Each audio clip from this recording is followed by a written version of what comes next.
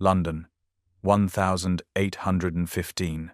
The morning room of Thornfield House gleamed with polished mahogany and spring sunshine as 21-year-old Eleanor Winters bent over her embroidery, her slender fingers working the needle with practiced precision.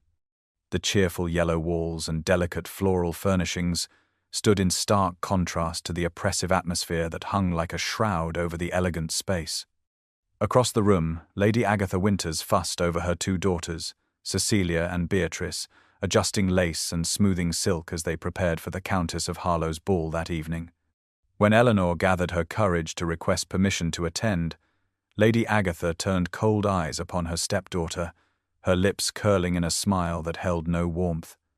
With cutting precision, she informed Eleanor that her plain face and unfortunate scar would only embarrass them all, and that society had no place for damaged goods.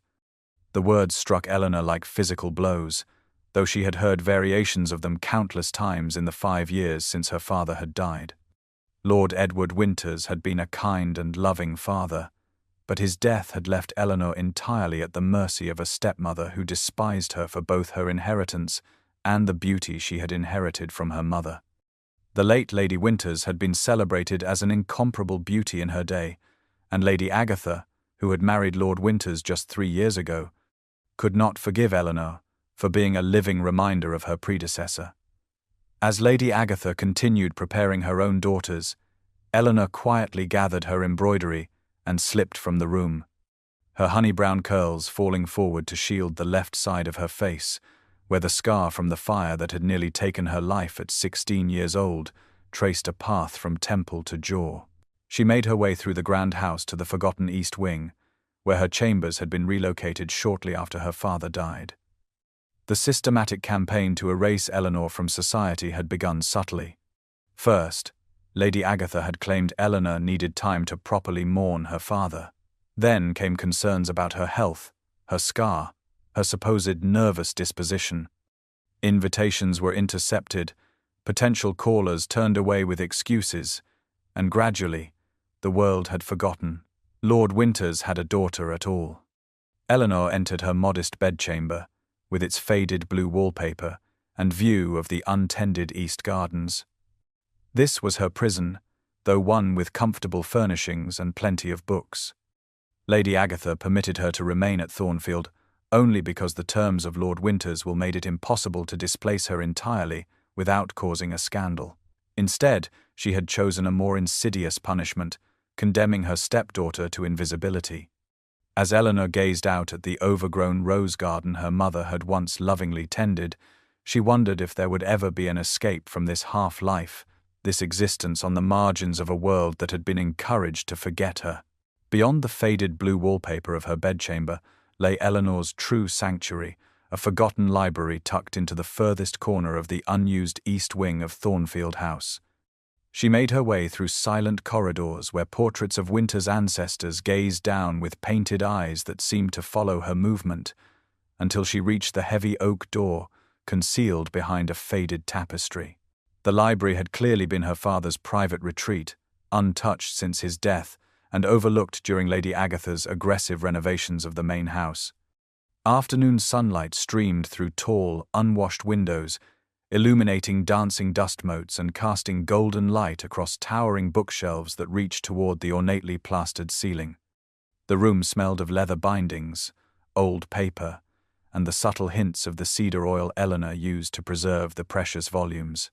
She moved with reverent familiarity to a worn leather chair positioned perfectly to catch the light, where a stack of books awaited her return.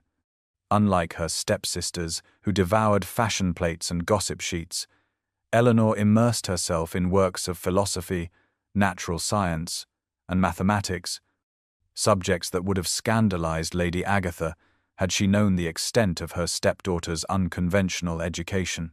Her father had encouraged her intellect from an early age, seeing no reason why his daughter should limit herself to accomplishments deemed suitable for young ladies. The soft click of the door latch announced the arrival of Mrs. Blackwood, the elderly housekeeper who had served the Winters family for over 40 years and remained Eleanor's sole ally in the household. The silver-haired woman carried a tea tray, despite her arthritic hands, having climbed the stairs herself rather than sending a younger servant who might report the hidden library to Lady Agatha. As Eleanor helped her set down the tray, Mrs. Blackwood settled into a companion chair and began her customary sharing of household news and society gossip gleaned from tradespeople and visiting servants. "The Duke of Westmoreland has returned from abroad after 5 years on the continent," she confided in hushed tones, stirring her tea with careful precision. "They say he is refusing every match proposed to him, even Lady Harrington's eldest, and she was considered the beauty of the season." Eleanor nodded with polite but detached interest, her mind already drifting back to the treatise on celestial mathematics she had been studying.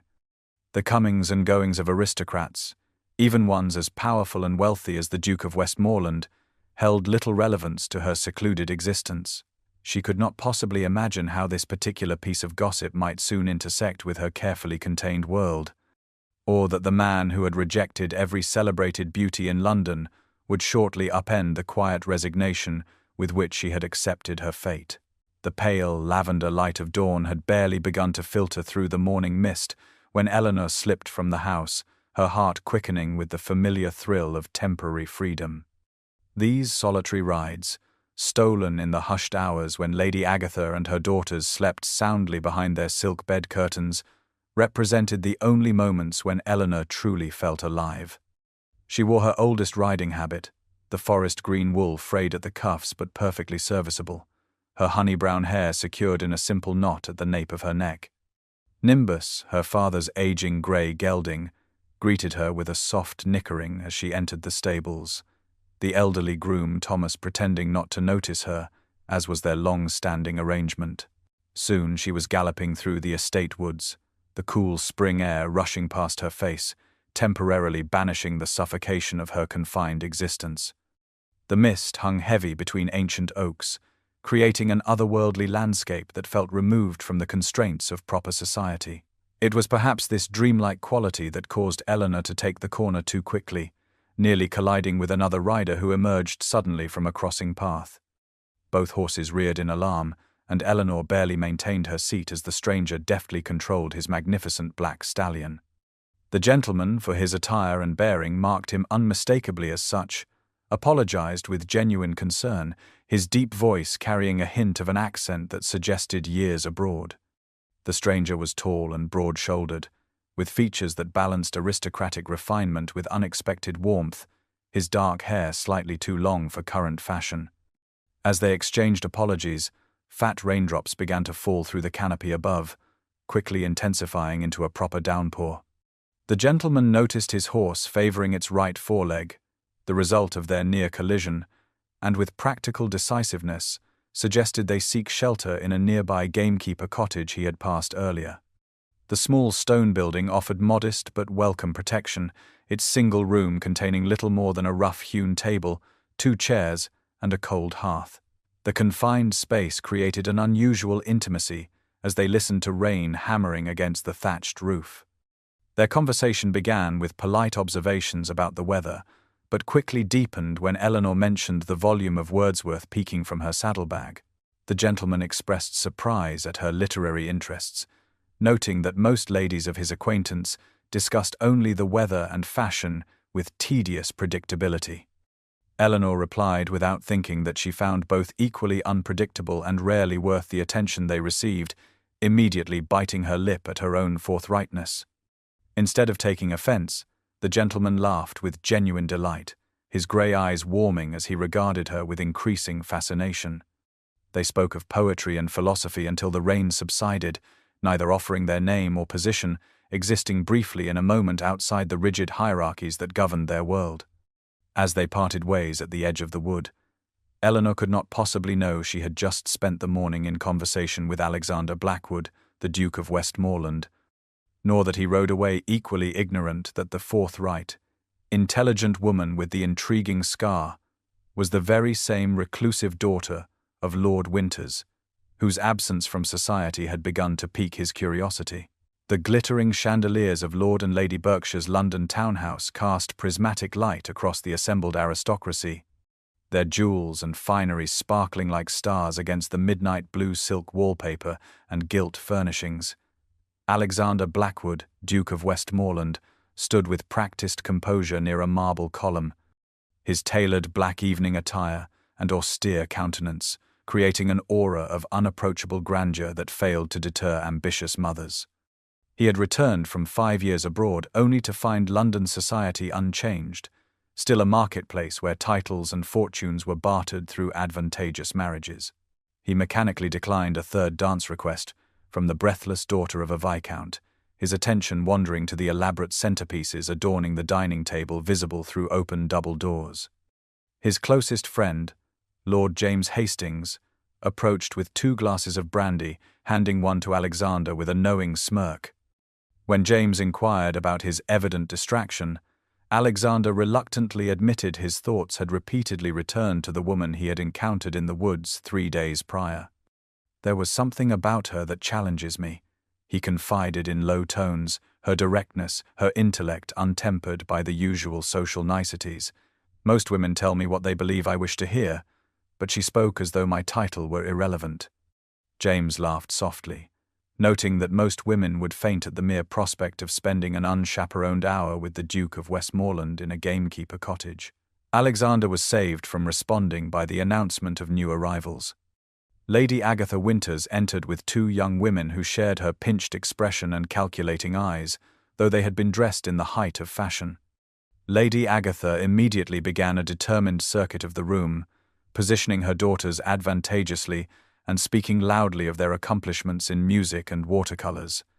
When she maneuvered toward Alexander, he politely excused himself and approached his host, Lord Berkshire, who was refreshing his glass at the sideboard. With careful casualness, Alexander inquired about the Winters family, mentioning his vague recollection of Lord Edward from years past. Lord Berkshire, pleased to be singled out for conversation by the powerful Duke, readily shared what he knew. Lord Edward had died some 5 years ago, leaving his estate to his only daughter from his first marriage, with provisions for his second wife and her daughters. Lady Agatha now managed Thornfield until the daughter came of age, though most had forgotten the girl existed. "Ah, yes, the stepdaughter," Alexander prompted, maintaining a facade of mild curiosity. Lord Berkshire lowered his voice, explaining she was never seen in society, reportedly due to a nervous disposition and a disfiguring scar from the same fire that ultimately claimed Lord Winter's life some months later. Alexander felt pieces clicking into place as he recalled the slender, honey-haired woman from the woods, the graceful way she had kept her left profile turned from him, the flashing intelligence in her eyes when discussing literature. His interest in the hidden Miss Winters grew exponentially, fueled now by suspicion of her stepmother motives.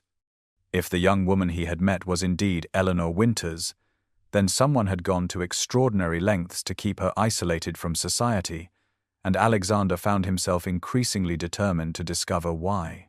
3 days after their woodland encounter, Thornfield House erupted into unprecedented chaos as Lady Agatha burst into the breakfast room, her face flushed with excitement and alarm, announcing that the Duke of Westmoreland himself would be paying a formal call that very afternoon.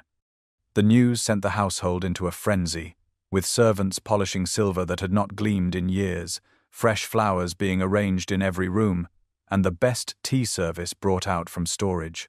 Lady Agatha immediately banished Eleanor to her bedroom in the east wing, with strict instructions not to show herself under any circumstances, hissing that the Duke would hardly wish to encounter a scarred spinster when he was clearly coming to evaluate Cecilia and Beatrice as potential Duchess material. Eleanor retreated obediently, but curiosity drew her to a hidden alcove overlooking the main entrance hall, just as the impressive ducal carriage arrived. Her heart nearly stopped when she recognized the tall figure descending from the vehicle as her companion from the gamekeeper cottage, his aristocratic bearing now unmistakable in his formal attire. Mortification washed over her like ice water as she realized she had spent hours in unchaperoned conversation with one of the most powerful men in England, speaking to him with a directness that would have scandalized Lady Agatha. From her vantage point, Eleanor could see into the formal drawing room where Lady Agatha fawned over the Duke, presenting her daughters like prized mares at auction. Eleanor crept closer, finding a position near a partially open door where she could hear the conversation within. The Duke accepted tea with cool politeness, his deep voice carrying easily to her hiding place as he skillfully steered the conversation toward the history of Thornfield and its inhabitants.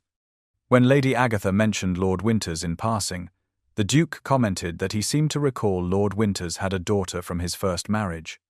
He stated with pointed directness that he was unaware Lord Winters had a daughter besides Lady Agatha's own, his tone making it clear he knew otherwise. Lady Agatha stammered through a series of increasingly transparent excuses, claiming poor Eleanor suffered from delicate health and a nervous disposition that made society overwhelming for her. The scar, she added in hushed tones, made the poor girl so self-conscious that she preferred seclusion. Eleanor burned with indignation at these falsehoods, even as she noted the Duke's skeptical expression. He pressed further, inquiring whether Miss Winters ever received visitors, or if she might join them now, as he had business regarding the estate that rightfully involved her. Lady Agatha fluttered in evident panic, insisting Eleanor was indisposed with a migraine, promising to convey any messages. Throughout the exchange, Eleanor observed the Duke's penetrating gaze and the slight tightening of his jaw that suggested he recognized the deception unfolding before him. As he took his leave with perfect courtesy, his eyes swept the entrance hall as though searching for something or someone, and Eleanor shrank back into the shadows, torn between hope and terror, at the realization that the Duke of Westmoreland was determined to uncover the truth of her situation. After the Duke's carriage disappeared down the long gravel drive, Eleanor exhaled with relief and slipped from her confinement, desperate for fresh air after the emotional turmoil of witnessing Lady Agatha's deceptions. She made her way to the overgrown rose garden on the east side of the property, a once magnificent space her mother had lovingly tended before her death 12 years ago. The late afternoon sunlight filtered through untrimmed branches, casting dappled shadows across the weathered stone paths, as Eleanor knelt to examine a struggling white rose, its petals fighting through years of neglect. So absorbed was she in this task that she failed to notice the tall figure approaching, until a deep voice spoke mere feet behind her. "Miss Winters, I presume," he said, causing Eleanor to rise and turn with a startled gasp. The Duke of Westmoreland stood before her, having evidently circled back to Thornfield on foot after his carriage departed. The golden sunlight fell directly across her face, fully illuminating the scar that traced from her temple down her cheek. But Eleanor made no attempt to hide it from him, as she had instinctively done with others since the fire. She acknowledged her identity, with a dignity that belied her inner turmoil, asking how he had known. His grey eyes, warm with intelligence, studied her face as he explained his suspicions about her enforced seclusion and his determination to meet the daughter of a man he had respected. Their conversation flowed with the same ease it had in the gamekeeper cottage as Eleanor gradually revealed the truth of her situation, how Lady Agatha had systematically erased her from society following her father's death. "She claimed it was to protect me," Eleanor explained, her fingers unconsciously tracing the path of her scar. "But walls can be both shields and prisons, and I have come to understand that my stepmother fears what I represent, rather than fears for my well-being." Alexander listened intently, his expression grave yet somehow tender as he surveyed the neglected garden surrounding them. When he finally spoke, his words carried a depth of understanding that caught Eleanor by surprise. "Some flowers bloom best away from others," he observed, gesturing toward a particularly vibrant rose that had flourished, despite its isolation from the carefully tended beds, growing stronger in solitude than it might have among the cultivated blooms. In that moment, with afternoon light gilding her honey-brown hair and determination shining in her eyes, Alexander saw beyond her plainness to the remarkable spirit within, a woman of intelligence and resilience who had created her own inner garden while the outer world forgot her existence. As she met his gaze without artifice or coquetry, something shifted in the air between them, a connection forming that transcended the conventional foundations upon which aristocratic matches were typically built, something rooted in mutual recognition rather than social advantage. The tranquility of Thornfield was shattered one crisp morning by the arrival of an imposing carriage emblazoned with the Westmoreland ducal crest, its matched black horses and liveried footmen creating an immediate stir among the household staff. Lady Agatha had barely time to arrange her features into a welcoming smile before the formidable Dowager Duchess of Westmoreland swept into the entrance hall, her regal bearing and piercing blue eyes, so like her grandson's, immediately commanding the space. At 76, Sophia Blackwood remained a force that intimidated even the most hardened members of society, her sharp tongue and unassailable position making her both feared and respected throughout London. Lady Agatha fluttered nervously, offering refreshments and making obsequious remarks about the unexpected honor of such a visit, but the Dowager cut through the pleasantries with aristocratic directness, announcing that she had come specifically to invite Miss Eleanor Winters to her literary salon the following week, as the late Lord Winters had been a dear friend. The library was selected for their discussion, and Eleanor was hastily summoned from her morning studies, arriving breathless and wide-eyed to find herself in the presence of a woman whose reputation preceded her. The Dowager Duchess surveyed Eleanor with frank assessment, taking in the scar without comment, and instead engaging her immediately in a discussion of Mary Wollstonecraft's latest work, testing the young woman's knowledge and opinions with rapid questions. As Eleanor responded thoughtfully, the contrast between the women became starkly apparent. The Dowager's genuine intellectual curiosity and Eleanor's eager engagement, highlighting Lady Agatha's shallow pretensions as she attempted to insert herself into a conversation that quickly left her behind. Though Lady Agatha made several transparent attempts to divert the invitation by mentioning Eleanor's supposed frailty and nervous disposition, she found herself unable to refuse such a powerful figure, particularly when the Dowager fixed her with an arctic stare and remarked that fresh air and stimulating conversation were precisely the remedies for such ailments, if indeed they existed at all. As arrangements were finalized for Eleanor to be collected by the Dowager's carriage the following Tuesday, the elderly woman took Eleanor aside for a moment, her gnarled but ring-laden fingers grasping the younger woman's arm with surprising strength. In a voice pitched too low for Lady Agatha to hear, she confided that her grandson spoke of little else but Eleanor's mind-child, finding it most intriguing. The subtle emphasis she placed on the word mind, combined with the knowing twinkle in her eye, sent a flush of color across Eleanor's cheeks as she realized Alexander must have shared details of their encounters with his grandmother. As the Dowager Duchess departed with the same whirlwind efficiency with which she had arrived, Eleanor stood on the steps of Thornfield watching the carriage disappear, a small smile playing at her lips as she recognized that for the first time in 5 years, a door to the outside world had been forced open, and not even Lady Agatha could close it again. The morning of the literary salon dawned clear and bright, as though nature itself approved of Eleanor's first tentative steps back into society after 5 years of seclusion. She stood before the mirror in her bedchamber, critically assessing the modest blue gown Lady Agatha had grudgingly provided, its serviceable style several seasons out of date but clean and well pressed. The Dowager Duchess' carriage arrived precisely at noon, and to Eleanor's surprise, both Cecilia and Beatrice had been instructed to accompany her, Lady Agatha clearly unwilling to relinquish the opportunity for her daughters to be seen at Westmoreland House. The grand London residence loomed imposingly as they arrived, its Portland stone facade and classical proportions declaring generations of wealth and power. Eleanor followed the butler through marbled halls adorned with priceless art until they reached an elegant drawing room where perhaps 20 distinguished guests conversed in small groups. Her heart hammered against her ribs as every head turned to observe their entrance, but a familiar tall figure immediately approached, Alexander Blackwood extending a formal welcome that nevertheless conveyed a warmth directed solely at Eleanor. The Dowager Duchess swept forward to make introductions, presenting Eleanor to an intimidating collection of intellectuals, politicians, and aristocrats with evident pleasure.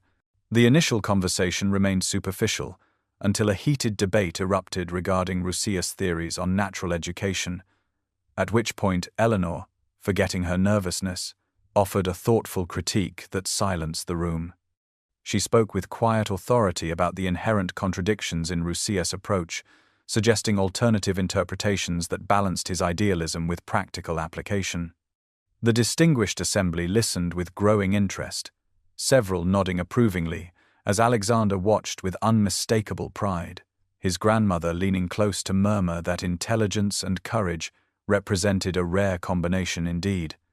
Eleanor's confidence grew as the discussion continued, her years of isolated study proving unexpectedly valuable in this gathering of educated minds. From across the room, Cecilia and Beatrice observed with thinly veiled fury, their own superficial accomplishments in watercolors and pianoforte suddenly appearing hollow compared to their stepsister's genuine erudition. As the afternoon progressed, Alexander suggested a turn about the gardens, offering Eleanor his arm with a formality that did nothing to disguise the eagerness in his eyes. Among beds of early summer roses and classical statuary, he confessed that he had initially sought her out because rumors of her reclusiveness had intrigued him, a mystery he felt compelled to solve. "But I stay because your mind captivates me," he admitted, his grey eyes intent upon her face, the scar seemingly invisible to his gaze. In that sunlit moment, with butterflies dancing around lavender borders and the distant murmur of intellectual discourse floating through open windows, Eleanor felt something long dormant within her, unfurling like a flower reaching toward light, the possibility that her life might yet contain more than the quiet resignation she had accepted as her portion. The weeks following the literary salon transformed Eleanor in ways that extended beyond her gradual re-emergence into society. Invitations arrived with increasing frequency, each one grudgingly delivered by Lady Agatha, who watched with mounting rage as her stepdaughter attracted attention she had intended for her own daughters. The culmination came with an invitation to Lord and Lady Pembroke's grand midsummer ball, an event Eleanor had never imagined attending. Lady Agatha initially forbade it, but a pointed note from the Dowager Duchess made refusal impossible. On the evening of the ball, Eleanor descended the stairs in a gown of pale ivory silk, simple but elegant, her honey-brown hair arranged to partially conceal her scar without completely hiding it, a new confidence evident in her bearing. Lady Agatha observed her with calculating eyes, her tight smile concealing the plot she had carefully orchestrated. The Pembroke ballroom glittered beneath crystal chandeliers, hundreds of candles illuminating the elaborate floral displays and elegant couples who moved across the polished floor in precise formations. Eleanor stood near a marble column, overwhelmed by the sensory experience after so many years of seclusion, until Alexander appeared at her side, his tall figure commanding immediate attention as he led her onto the dance floor with evident pride. They had completed just one set when Lady Agatha implemented her scheme, instructing a nervous young footman to stumble near Eleanor, spilling red wine across the front of her ivory gown. As Eleanor gasped in dismay, Lady Agatha rushed forward with false concern, loudly lamenting the accident while steering her stepdaughter toward a group of notorious gossips. With precisely calibrated volume, Lady Agatha expressed theatrical worry about Eleanor's distress, suggesting that the poor child takes after her mother's family, brilliance touched by madness, you understand. She continued with exaggerated sympathy, detailing supposed incidents of unstable temperament, nervous attacks, and inappropriate behavior, each word carrying clearly to nearby listeners who leaned closer with avid curiosity. The whispers spread through the ballroom like fire through dry grass, reaching Eleanor in fragments as she attempted to dab at her ruined gown. Heads turned in her direction, expressions shifting from curiosity to pity to faint alarm, the atmosphere around her cooling noticeably as the cruel gossip circulated. Even her recent intellectual triumph at the salon was recast as evidence of an unnatural, possibly hereditary intensity that might manifest in concerning ways. The contrast between the glittering elegance surrounding her and the growing awareness of her own social destruction overwhelmed Eleanor, tears threatening despite her determination to maintain dignity. She slipped away from concerned onlookers, finding refuge on a darkened terrace where the cool night air offered little comfort against the burning humiliation. Lady Agatha had achieved her aim with surgical precision, ensuring that Eleanor's brief emergence into society ended with such mortification that she would surely retreat permanently, leaving the Duke of Westmoreland to seek a more suitable match among untainted options, preferably Cecilia or Beatrice Winters. Eleanor had scarcely been on the terrace for 5 minutes when she heard footsteps approaching, the familiar cadence immediately identifying Alexander before he stepped into the pool of moonlight where she stood. He came to her side without hesitation, offering a handkerchief for her tears, which silvered her cheeks in the gentle illumination. "Society's opinions shift like sand," he told her softly, easily carried away by the next breeze of gossip, while true worth remains constant as the stars above us. His gentle words opened a dam within her, allowing her grief to pour forth as she confessed her humiliation and certainty that her brief emergence into society had been permanently destroyed by Lady Agatha's cruelty. Alexander surprised her by taking her hands in his, revealing that he knew the truth of her circumstances, having investigated her past thoroughly since their first meeting in the woods. Her mother's family had no history of madness or instability. They were scholars and artists whose intellectual pursuits Lady Agatha had recast as something sinister. More shocking still, he knew the true origin of her scar, not from some mysterious accident as society had been led to believe, but from her brave attempt to save her father during the fire that ultimately claimed his life months later from lung damage caused by smoke. "Your stepmother feared your inheritance and your beauty before the accident," Alexander explained, his grey eyes reflecting moonlight as distant music from the ballroom floated through the night air. "Now she fears your mind and the power it gives you to claim what is rightfully yours." The intimate terrace setting, secluded from prying eyes yet within reach of civilized society, created a sanctuary in which truth could finally emerge without artifice or pretense. Eleanor listened in stunned silence as Alexander continued, his deep voice carrying a conviction that warmed her more than any shawl could have against the cool night air. He had been introduced to every celebrated beauty in England, paraded before him since his return from abroad, yet found no one who moved him as she did, with her quiet intelligence, her resilience, and her capacity to see beyond titles to the person beneath. "I admire your mind," he continued, "but I have come to cherish your heart even more." The honesty in his declaration, free from flattery or strategic advantage, kindled something within Eleanor that Lady Agatha's schemes had failed to extinguish completely, a courage born of being truly seen and valued for precisely who she was. Without speaking, she placed her hand on his offered arm, standing straighter as they moved toward the ballroom doors. Together they re-entered the glittering space, Eleanor no longer attempting to hide her scar or her connection to the Duke, whose protective stance and proud expression silenced the whispers more effectively than any denial could have done. In that moment, with every eye upon them, Eleanor Winters took her first step toward refusing to be hidden any longer, her quiet dignity, a more powerful rebuke to Lady Agatha's machinations than any words could have achieved. 3 days after the Pembroke ball, Eleanor received a formal summons to Westmoreland House, the messenger indicating that the Duke wished to discuss a matter of great importance regarding her inheritance. She arrived to find herself escorted not to the drawing room but to Alexander's private study, an imposing space lined with dark oak paneling and filled with maps, books, and artifacts from his extensive travels. The seriousness of the atmosphere was immediately apparent, with Alexander standing beside a distinguished older gentleman he introduced as Mr. Harrington, his family solicitor. The grave expressions on both men's faces caused Eleanor immediate concern, but nothing could have prepared her for the revelation that followed. Mr.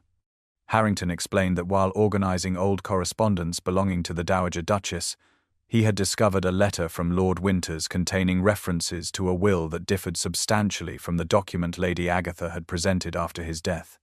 Further investigation had unearthed the true will, properly witnessed and sealed, hidden among Lord Winters' business papers that had been transferred to the Dowager Duchess for safekeeping shortly before his death.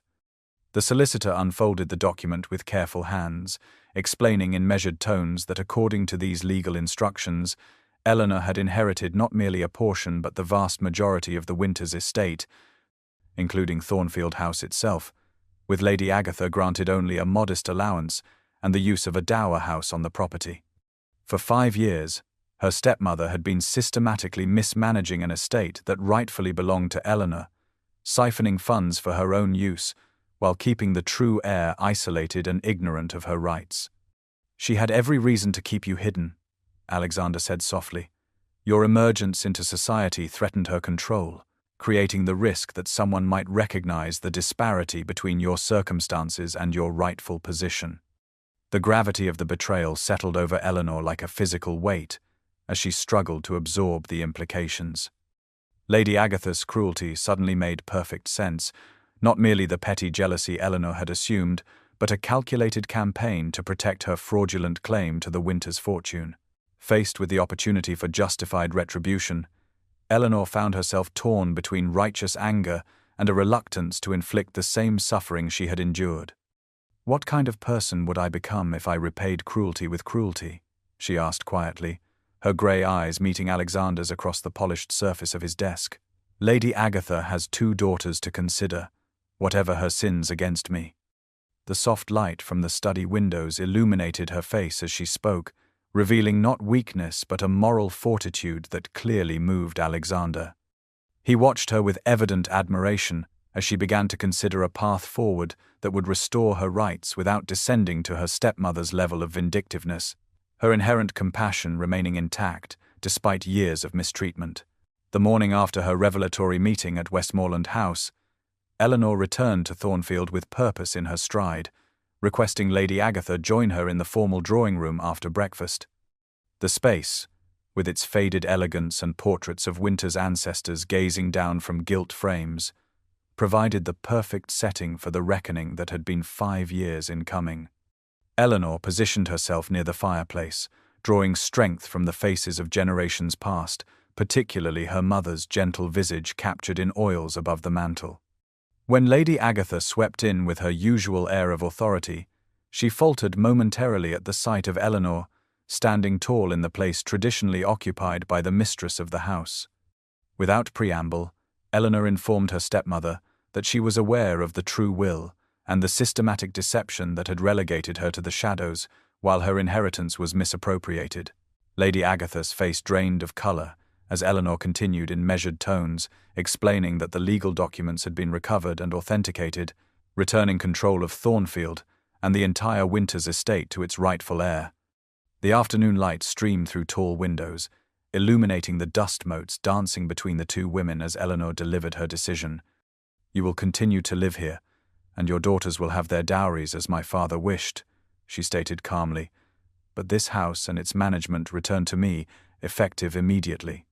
Rather than responding with denial or rage as Eleanor had expected, Lady Agatha seemed to crumple before her eyes, sinking onto a nearby settee as years of carefully maintained pretense fell away. With bitter honesty that surprised them both, she confessed the jealousy that had fueled her cruelty. "Your mother had everything," she said, her voice barely above a whisper. "Beauty, love, respect, while I was always overlooked, always second choice, always the practical option rather than the beloved one. She had married Lord Winters, hoping to finally claim the position and admiration she craved, only to find herself forever in the shadow of his first wife, whose daughter served as a constant reminder of what Lady Agatha could never be. The pain evident in both women filled the space between them, their shared understanding of what it meant to be overlooked, creating an unexpected moment of connection. "And so you taught me how that feels," Eleanor responded softly, the simple truth of her words carrying more impact than any accusation could have done. In that moment, illuminated by the same afternoon sunlight that highlighted the silver strands in Lady Agatha's carefully arranged hair and the scar on Eleanor's youthful face, they recognized in each other the damage that had been both received and inflicted, creating a fragile bridge of understanding that, while not erasing the past, offered the possibility of a less bitter future. The newfound clarity regarding her position emboldened Eleanor to accept an invitation to Lady Hartley's dinner party, an event she would have once considered beyond her reach. The Hartley townhouse gleamed with ostentatious wealth, its dining room, a temple to excess with gilt chairs, enormous floral arrangements, and place settings of the finest china and silver. Eleanor entered with quiet dignity on Alexander's arm, the Dowager Duchess following behind with regal authority, but even this formidable alliance could not prevent the wave of whispers that rippled through the assembled guests. Though Eleanor had reclaimed her rightful place at Thornfield and taken steps to correct years of financial mismanagement, society remained skeptical of her rapid rise from seclusion, to the evident favourite of England's most eligible duke.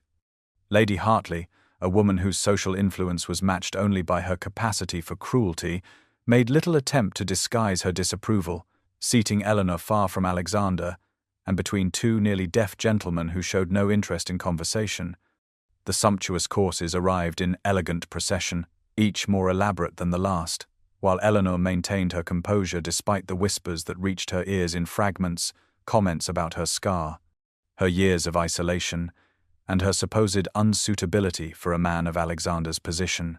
As the final course was served, Lady Hartley raised her voice to ensure it carried down the table, remarking to her companion that a recluse with a scarred face and a questionable background hardly seemed suitable for England's most eligible duke, regardless of her newly discovered fortune. The table fell silent at this breach of even the most minimal standards of courtesy, all eyes turning to Alexander, whose expression had hardened to granite. He set down his glass with deliberate care, his voice carrying clearly through the hushed dining room, as he announced that he found himself fortunate that Miss Winters considered him worthy of her attention, given her superior intelligence and character, qualities that some might overlook in their misguided pursuit of more superficial attributes. Before Lady Hartley could respond, the Dowager Duchess added her own observation that quality recognizes quality, Lady Hartley, even when fashion fails to, a pronouncement delivered with such aristocratic finality that no further comment seemed possible. The remainder of the evening passed in strained politeness, but Eleanor felt a curious lightness despite the confrontation, recognizing that Alexander's public declaration represented a significant step beyond private admiration into open acknowledgement of his intentions. As they departed, Alexander offered his arm with a smile that conveyed both pride and protective fury, while the Dowager Duchess remarked loudly that she found the company somewhat lacking in discernment, but was pleased to see her grandson displaying such excellent judgment in his choice of companions, a statement that would circulate through London drawing rooms by morning, carrying the unmistakable weight of ducal approval. In the weeks following the confrontation at Lady Hartley's, Eleanor devoted herself to restoring her mother's rose garden, the tangible reclamation of her inheritance, bringing a peace that social acceptance never could. The neglected space gradually transformed under her patient care, thorns and weeds giving way to careful order and burgeoning beauty. On a crystalline June morning, with dawn light turning the world to gold, Eleanor knelt among the awakening blooms, her fingers gently freeing a struggling white rose from encroaching vines. She was so absorbed in her task that she did not hear Alexander approaching until his shadow fell across the dewy grass beside her. The garden sparkled around them, thousands of water droplets capturing and reflecting the sunlight, transforming ordinary roses into jeweled wonders. Alexander gazed at her work with evident admiration, noting how the once abandoned space now teemed with life and color, a testament to patient cultivation and unwavering care.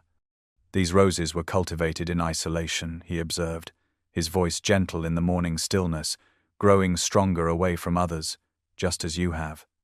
The parallel was not lost on Eleanor, whose years of seclusion had forged a depth of character that might never have developed in the shallow waters of society.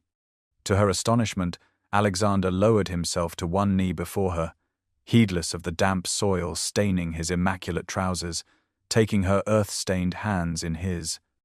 "I do not want a duchess who merely reflects society's shallow values," he said, his grey eyes holding hers with unwavering certainty, "but one who will help me transform them, who brings her own light, rather than merely reflecting that of others."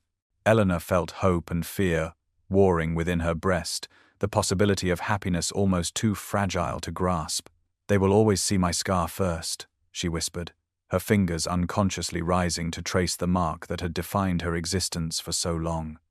Her words hung in the morning air, the physical manifestation of deeper wounds inflicted by years of enforced invisibility and calculated cruelty. Alexander reached up to gently draw her hand away from her face, holding it firmly in his own.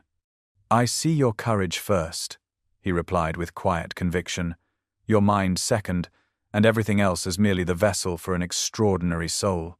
His words wrapped around her like a protective embrace, offering not pity but profound recognition of her true self. In this garden her mother had planted, surrounded by roses that had survived years of neglect to bloom again with unexpected vigor, Eleanor made her choice. She would step fully into the light, claiming not just her inheritance but the love offered so freely before her. Extending her hands to help Alexander rise, she gave him her answer, accepting the future they would build together, one that would challenge society rather than conform to its limitations. The morning sun climbed higher, burning away the dew but leaving the roses no less magnificent for the loss of their temporary adornment, much as Eleanor had emerged from her years of isolation, not diminished but strengthened, ready at last to be fully seen. The autumn day chosen for the wedding dawned with golden light that seemed to bless Thornfield House, now reclaimed and transformed under Eleanor's careful stewardship. The great hall and adjoining rooms had been adorned with roses from her mother's garden, their rich fragrance mingling with beeswax candles and fresh greenery to create an atmosphere of renewed life. As Eleanor walked down the aisle of the small family chapel on the arm of Mr. Rotu Harrington, who had graciously agreed to give her away, sunlight streamed through ancient stained glass windows, casting jeweled patterns across her ivory gown and illuminating her face. She had chosen not to conceal her scar with powder or strategic hairstyling, the mark now merely a part of her story rather than its defining feature. Near the front, Lady Agatha sat with subdued dignity beside her daughters, their relationship with Eleanor now one of cautious respect, if not genuine warmth, while the Dowager Duchess observed the proceedings with unmistakable approval from her place of honor. Alexander waited at the altar, his tall figure commanding yet welcoming, as his eyes found hers with a warmth that made the assembled guests fade to insignificance. Their vows, spoken in clear voices that carried to the rafters of the ancient chapel, contained promises not only of love and fidelity, but of partnership in creating a world where worth was measured by character rather than conformity.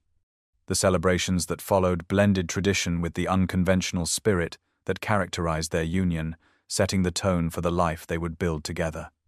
5 years later, on a bright spring afternoon, Thornfield House hummed with intellectual energy as Eleanor and Alexander hosted their seasonal literary salon, now considered the most stimulating gathering in England. Their expansive drawing room, redesigned to accommodate shelves of books alongside elegant furnishings, welcomed distinguished minds from across Europe for discussions that ranged from natural philosophy to political theory. Among the assembled intellectuals moved their 3-year-old daughter Sophia, a precocious child with her mother's honey-brown curls and her father's confident bearing, carrying a picture book about astronomy, as she listened to conversations far beyond her years. Eleanor, now a published philosopher whose treatise on education and woman's intellectual capacity had caused both scandal and admiration in equal measure, moved easily from group to group, her scar no longer drawing curious glances, but instead serving as a mark of recognition, the visible emblem of a woman whose ideas challenged convention.